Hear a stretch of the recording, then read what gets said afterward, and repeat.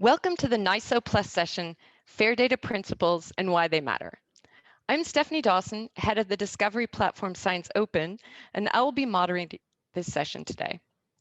On a daily basis, for example, every time we accept cookies for a new website, we are reminded that someone somewhere wants our data. Today, we will explore what makes data fair, why it matters, and how we can make it fairer. Brian Cody, hello. We'll kick off this session with an introduction, fair metadata, low-hanging fruit for scholarly publishers. Brian is CEO and co-founder of Scholastica, a web-based software platform with professional peer review, production, and open access publishing solutions for journal programs of any size.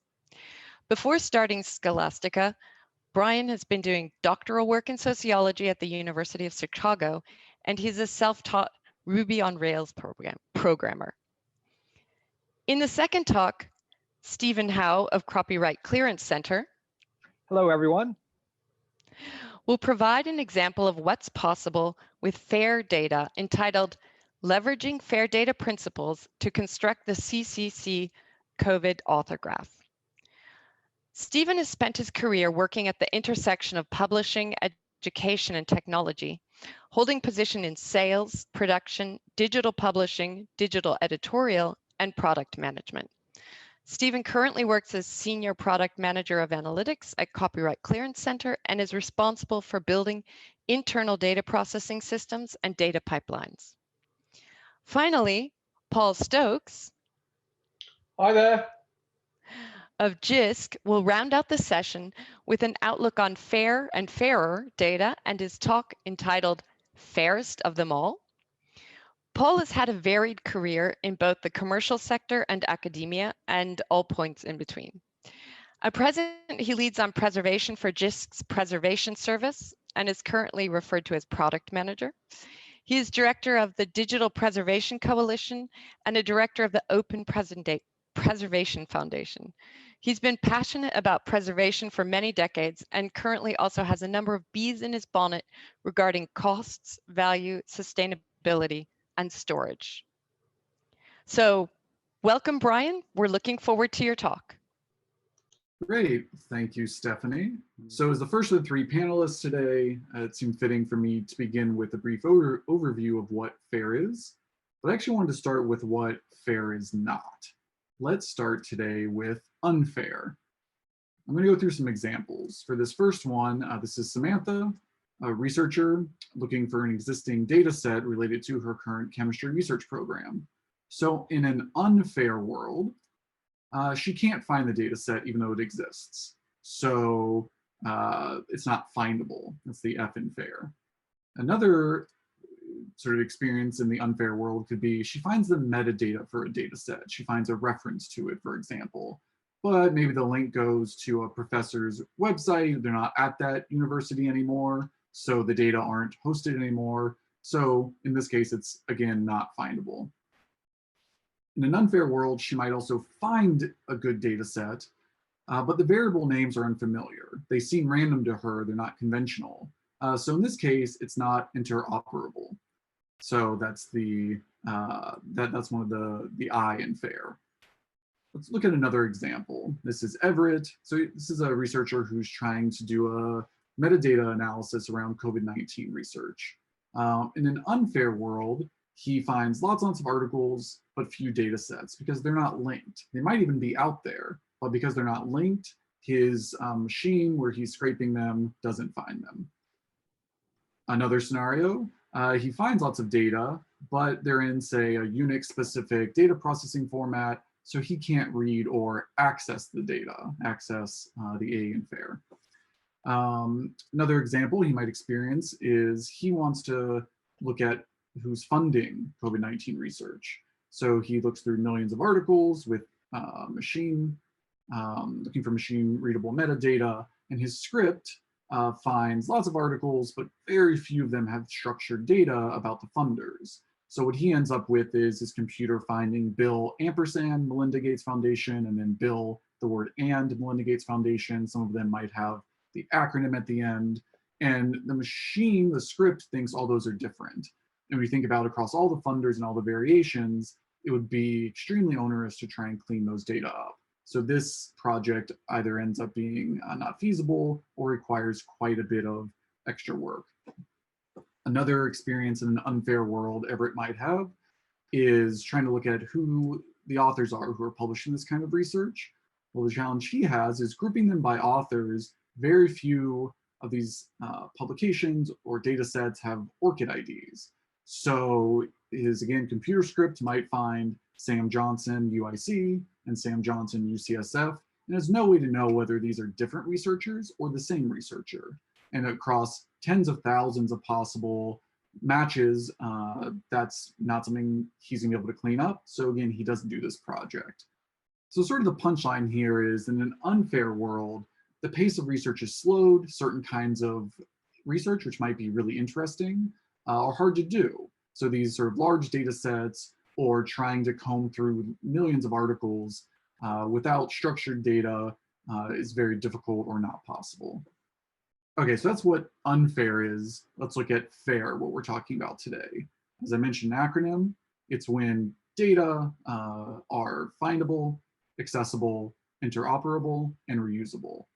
And these principles apply to data, so such as data sets, metadata, which describes the data, and infrastructure. So one of the punchlines from my experience working with publishers is that fair isn't easy. I have a 3-year-old. This is not a picture of my 3-year-old, but this does capture a lot of my recent experiences, is that taking turns, sharing, learning to be fair is not easy. It's not always as clear as we'd like, trying to explain what fair is. It takes time and patience. That's also true with the capital letters F, fair. How to have fair data isn't always as clear as we like, and takes time and patience to do well. And to give people a sense of scale of sort of how much effort is expected in this, in 2016, Science Europe released a briefing paper, and they recommended that 5% of the total research budget should be spent on a fair data management plan. So that's budget, not time. My guess is for some people, this would end up being more than 5% of the time they spend sort of formatting this and learning how to do this well. So doing FAIR correctly is not a tiny task. It's measurable and material. For background on my experience with FAIR, the Scholastica platform, so we collect metadata during the manuscript submission process. We also generate metadata for web crawlers. We generate JATS XML for discoverability services, for open access articles, and that includes structuring and normalizing citations. So we work with publishers and sort of hit a lot of the challenges around making data fair. We also, earlier last year, we conducted a survey with society university journal publishers, and this helped give me more insight into the kinds of challenges they're facing with achieving fair practices. From that survey, a key challenge we heard from many publishers, and I'd say this is especially true for small and medium-sized publishers, is that implementing the fair principles around their data, it's not super clear how to do it. And sometimes they don't know where to start. To put that in broader context, they're already struggling to meet all the industry's professional standards, like, well, ones you can see here, ROR, JATS, ORCID, DOIs, locks and clocks, JATS for R, FunRef, the list goes on. Now, this is NISO, so I know many of the NISO standard diehards watching this might think, well, that's an okay list, but there are way more important ones you should be worrying about. Insert your favorite standard here. But for many small and medium journal publishers, this is a daunting list. And of this list, I dare say that FAIR is in the top 10% for difficulty to understand and do well. Many of the publishers and editors-in-chief that we work with still have a print-first mindset. And historically, that meant that the results of their research were published in the journal, but the data were not part of the journal's purview. That's changed, of course, but with many publishers being behind the times on that, this is still the idea of making the data and the metadata accessible is not something they're always thinking about. So we're dealing with historical and institutional inertia here. And that means that fair data might not seem like a journal publishing priority the way some of these other standards might. My experience working with publishers is that they do really care about improving the scientific enterprise, and they care about improving the quality of what they publish, and meeting the FAIR principles is part of that. This can help accelerate the pace of science and lead to new kinds of research that have never been done before, thanks to the emphasis on machine-readable data sets and metadata. And spoiler alert, we're going to hear more about an example of this from Stephen later. So given these challenges, I wanted to offer a few ways to start your trip to the fair based on my experience working with journal publishers. So first, we'll talk about data sets. So many authors don't know anything about FAIR. And so, I mean, that's a challenge right there. So one recommendation I would have is include information in your journal submission guidelines. This can be a really great educational tool. More scholars can know that, first off, this is a thing that exists, a set of standards or principles. It's a thing they should care about and a thing that they can do. So one of the ways of doing this I would recommend is find an appropriate FAIR data repository and recommend that to the authors based on what would be a good fit for your field. If you're not sure where to start, DataCite and the American Geophysical Union maintain a repository finder, and I think they have over something like 1,800 repositories, and so you can look for something that's appropriate to your field. Another option is to begin publishing a data availability statement with each article, and that can just start as text that you fill out, that you task the author to submit as part of the manuscript submission process, and this can start to sort of normalize among your author base that stating where the data are is something that they should expect to do. And eventually you could professionalize that to include links and rich metadata about the data sets, which again is great for machines. There's also a standard JATS section for this, which you can see here. It's a section type of data availability. So that's something that you could support. Down the road, something you can do is require authors deposit their data into a FAIR repository. One thing I want to note is there are repositories that are curated, meaning they'll help make sure your author's data meet the FAIR principles. Dryad is one curated repository that I've had a good experience with personally. And for smaller staffs, it can really be a lifesaver to have a partner help answer some of those technical questions from your authors rather than that all falling sort of in-house. Another step you could take is there are Go FAIR groups around different conventions and best practices based on the discipline. So these groups can help you understand what's going on around FAIR data within your field. They often have implementation recommendations, which can make it easier for you to know what to do. So for example, if you're with collecting your personal health data sets, or I saw there's a nanofabrication data set, which I don't know anything about, but seemed very exciting. There's Go FAIR groups around that. So now let's talk about metadata. One of the low-hanging fruit areas is to make sure you're citing data correctly in your JATS. So this, again, is really about the machines, and we often don't think about this, but even if you list it as text, having the JATS structured this way will help machines find and access those data sets. So 3 key fields to support, and I put them here. One is that with your mixed citation or your element citation, that you have the publication type data. That's really an important signal that tells machines we are citing a data set versus just something on the web or conventional journal or book or something like that. Related, including the pub IDs, usually that's a DOI or some kind of unique identifier for the data set itself. And then last one is the data title attribute. As you can guess, that's the title of the data. And so those 3 fields can help machines be able to access this and really helps meet those FAIR principles. Another area that helps with large data sets is to collect ORCID IDs for all your authors, ideally verify them. So the difference there is if you have a text field, authors can type in their ORCID ID, but they might have errors. If you verify them, you can usually integrate with ORCID's API, and then that way we'll know that it's actually linked to the correct author, and that reduces errors. Ideally, you'd have authors do this when submitting, that they're highly incentivized at that time. You can also require them to have an ORCID if they don't have one, which helps get more authors having ORCID and knowing about it. That also pushes the data collection sort of challenge to the moment of ingestion. So getting the manuscript before it goes through the process becomes an article, rather than trying to enhance the metadata during the production side, which adds time and can delay publication. So last sort of low-hanging fruit recommendation is look at the JATS4R validation tool. So it can look at your XML and make sure you're following emerging conventions. So I like this because it's a way for machines, for the script to tell you when something is wrong versus you having to stay up to date with what's changing. Again, if you're in personal data and they make a new recommendation, once it makes its way into the JATS4R, that would actually bubble up, and you'd have a way to stay ahead of that without having to, for example, wait till someone complains that their data weren't found in or a discoverability issue.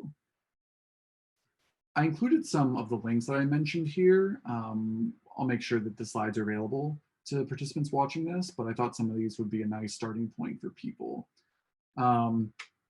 That's what I wanted to go over. I'll say that you know, for us, we do a lot with the journal metadata, but also helping people link to their data. It really is a challenge, but when it's done well, it leads to these possibilities, which are really exciting. And on that note, I'll pass the baton, or if we stick with the county fair analogy, I'll pass the cotton candy stick to Stephen. Thank you, Brian. Some cotton candy would be nice. Let me set up my screen here for you.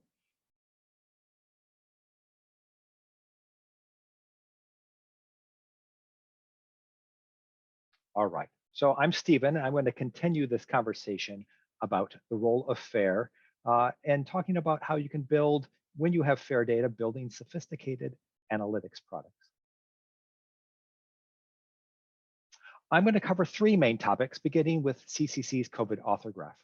This specific knowledge graph is an example of the type of analytics you can do when you have high quality and FAIR data. Next, I'm going to talk about how FAIR data enables the building of quality knowledge products. And I will finish by describing some of the data challenges that we encountered when building this graph. In fact, they'll resonate with a lot of what Brian just talked about. Let's begin by talking about the problem we were trying to solve and CCC's response to it. Throughout 2020, as the COVID pandemic has spread, the global research community has gone into high gear to study this disease and to share their research in hopes of finding a solution. This increase in research output has impacted CCC's customers, the scientific publishers, as they now have an accelerated need to quickly identify experts who can review all of these new COVID manuscripts. I'm sharing on my screen a chart produced by the National Library of Medicine showing the weekly count of new COVID publications. Since early 2020, the National Library of Medicine has produced Lit COVID, a curated list of publications about the 2019 novel coronavirus. As you can see from this chart, since the beginning of May, there have been an average of 2,000 new publications a week. From the perspective of a publisher overseeing peer-reviewed journals, that is a tremendous amount of new manuscripts to vet, edit, and publish. In response to this need, CCC created a COVID author graph, a free tool that we offered to our publisher partners. Starting with a curated data set of published scientific articles in virology with special attention to coronaviruses, we used bibliographic citation metadata to extract authors, articles, and journals along with their relationships. On top of that, we built a visualization tool that allows a user to explore these entities and relationships. The idea here is that the best solution to quickly identifying qualified experts was to provide a user a tool where they can explore the set of COVID researchers and their interconnections. Graphs like this, knowledge graphs, provide a very natural way to interact with data that describes entities and their relationships. Transitioning to my second topic of FAIR data, let's talk a bit more about what's going on here. When I am talking about a knowledge graph, I am actually talking about the product or output of a knowledge system or a knowledge supply chain. A knowledge supply chain takes as its input data and then transforms it into information and then into knowledge.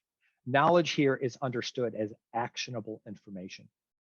With data as its primary input, the quality and value of that output, knowledge, is highly dependent on the entropy of the source data. That's really a fancy way of saying garbage in, garbage out.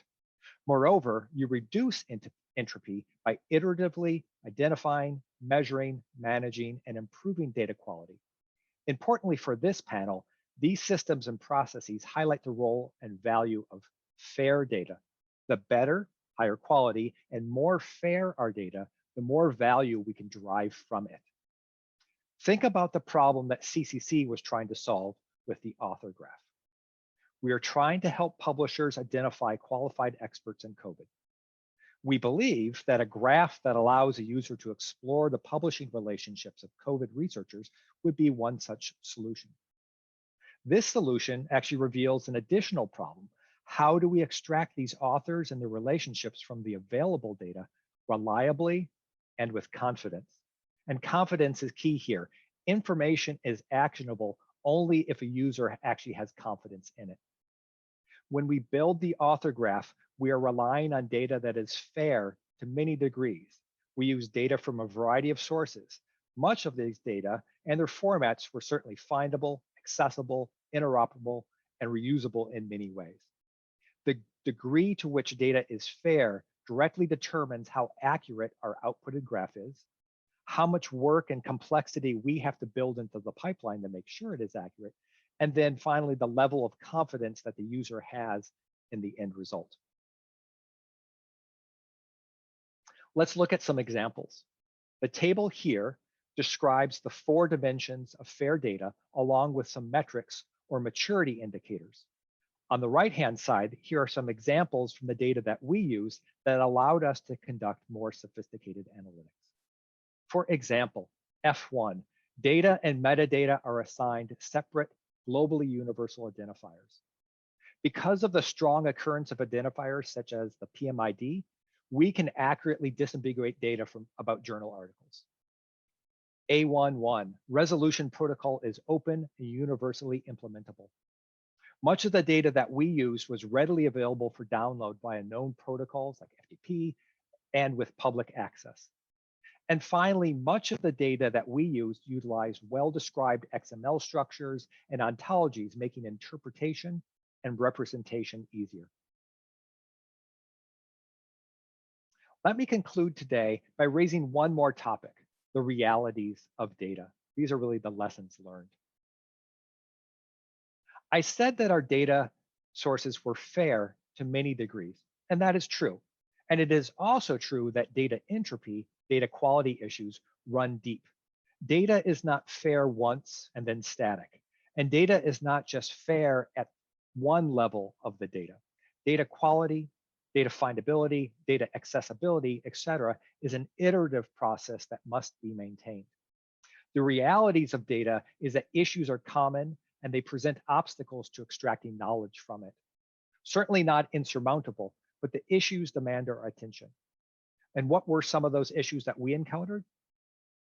We found that some standard identifiers were very well used. I gave you the example earlier of PMID, but others were sparse or virtually not present. For example, less than 10% of the authors in the raw data, and I'm talking about over 800,000 author instances, had an ORCID attributed to it. And then ISNI and GRID were even less prevalent. Sometimes just 10 records maybe had one of those identifiers. A standard identifier is only good if it is used. There are a number of character and string issues that are very common across all publishing data. Unescaped characters, embedded mathml and other sorts of markup languages, leading, trailing spaces, line breaks right in the text. There are a number of different scenarios describing issues around values that really should be unique. For instance, duplicate rectors describing the same entity, or the same unique identifier being used to describe different entities that should be different. We saw this in both ORCIDs and DOIs.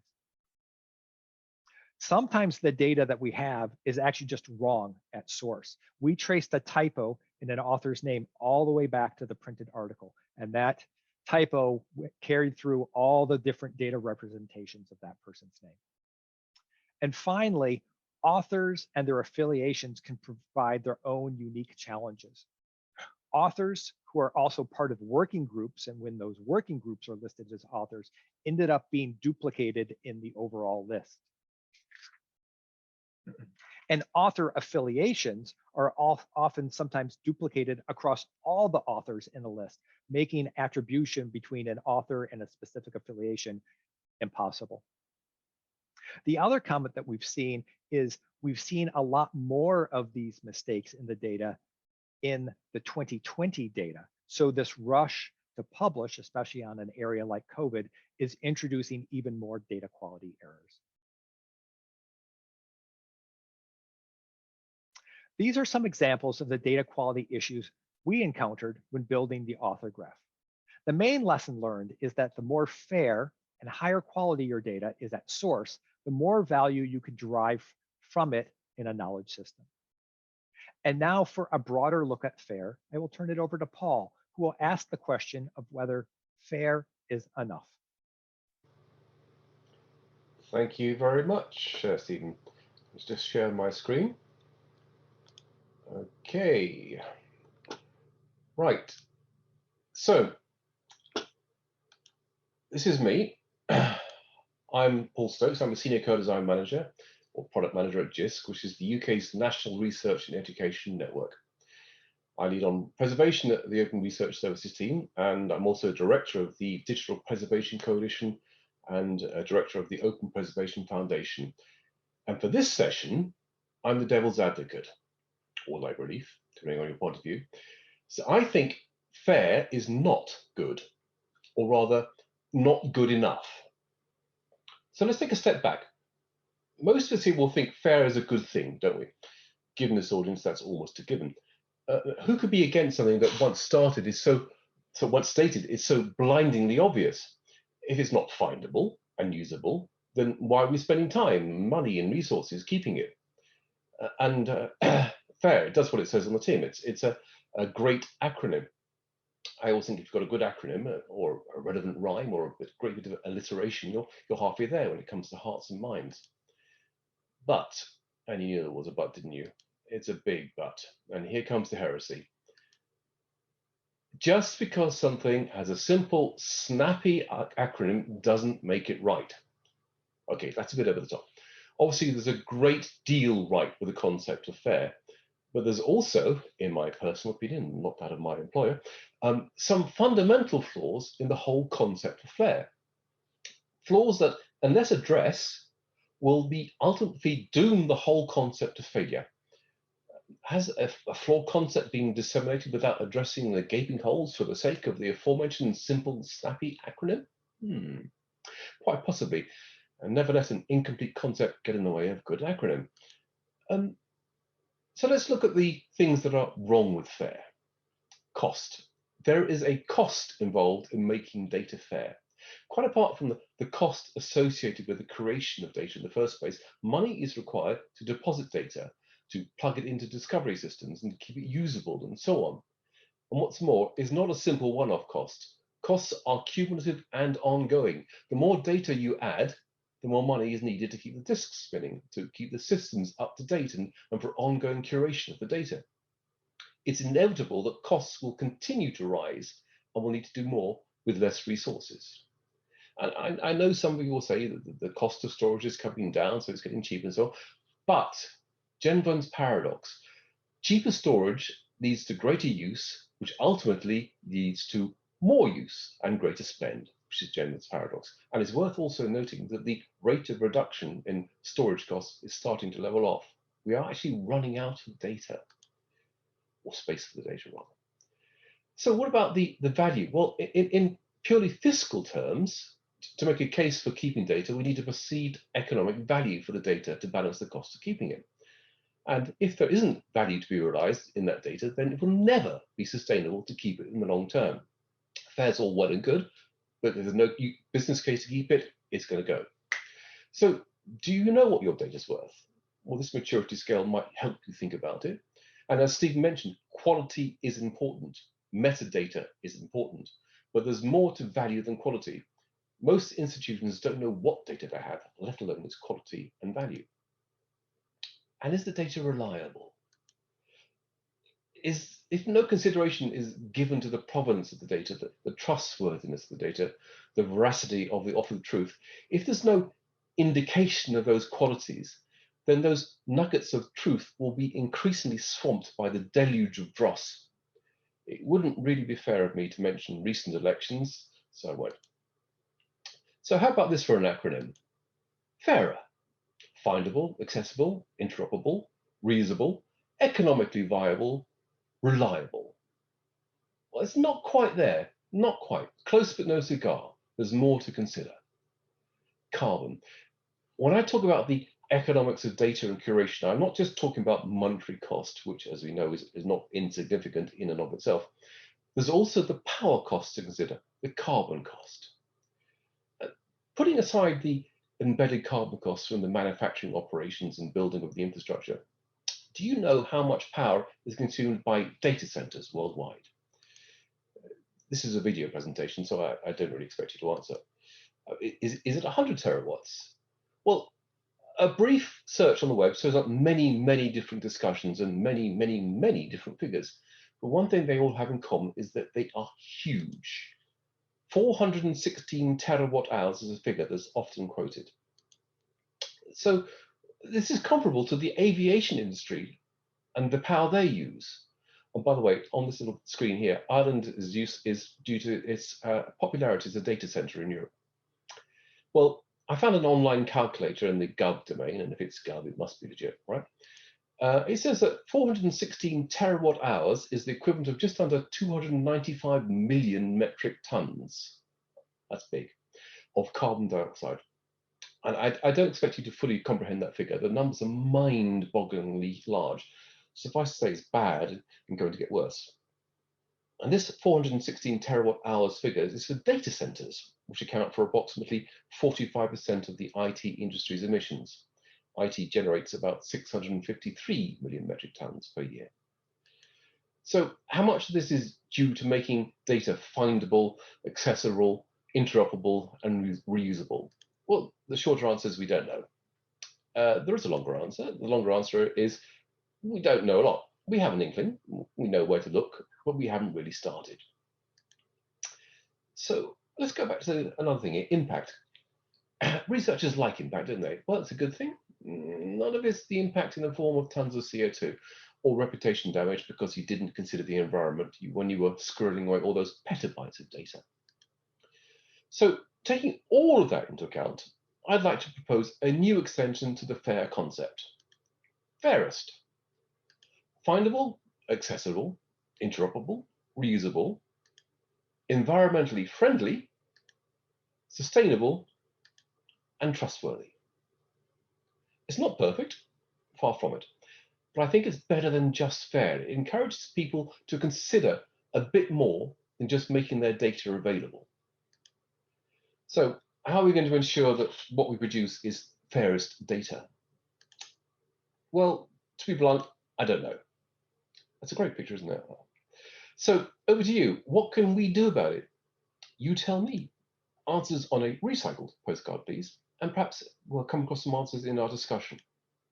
So speaking of which, over to Stephanie to tell us what's happening next.